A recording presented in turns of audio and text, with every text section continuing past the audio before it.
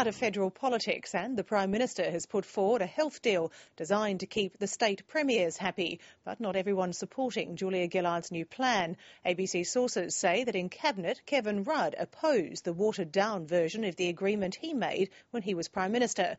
And a veteran health campaigner says the deal is fatally flawed. Lateline political correspondent Tom Eagleton has more from Canberra. This week it's been the Liberal Party which has had to deal with division. Tony Abbott and Julie Bishop have been rowing over proposed budget cuts to foreign aid, but deny there's a problem between them. Do you have your leader's support? Absolutely. All of my senior colleagues have my full and total support. Good morning. Now cracks are appearing on the government side too. The ABC's been told Kevin Rudd argued against the hospitals deal Julia Gillard's taking to the premiers on the weekend.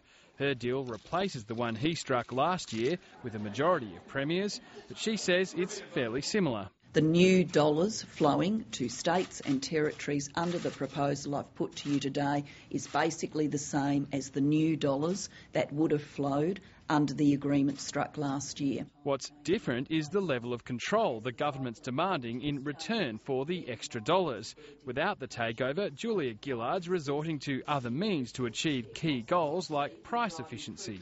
That efficient price would be set by an independent body, a bit like the Reserve Bank, independent of the federal government, independent of state governments. Rather than the federal government topping up state funding, it's to contribute to a common pool instead.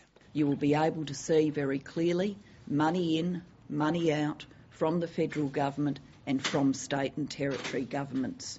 When it comes down to it, the government's health reforms are about bailing out state governments, whose budgets will be overwhelmed by growing healthcare costs within a couple of decades. But how much help is actually on the table? Well, right now the federal government pays for 38% of the national health bill.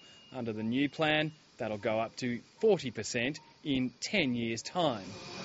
So, for the plan to work, making the health dollar go further is crucial, something the federal opposition's got its doubts about. There seems to be an enormous amount of double handling. And health campaigners like Professor John Dwyer say health reform can't work without the now abandoned federal takeover. The absolute imperative is to have a single funder. And I think all of the arguments about 60-40, now 50, 50, 45 and then 50, only highlights the fact that into the future Australia must move, like every other OECD country, to a single funder system. It would just solve so many problems. The second major flaw, which isn't addressed in this package, is the lack of integration of hospital and community and primary care services in a patient-focused way. Julia Gillard meets the premiers on Sunday. Tom Eagleton, Lateline.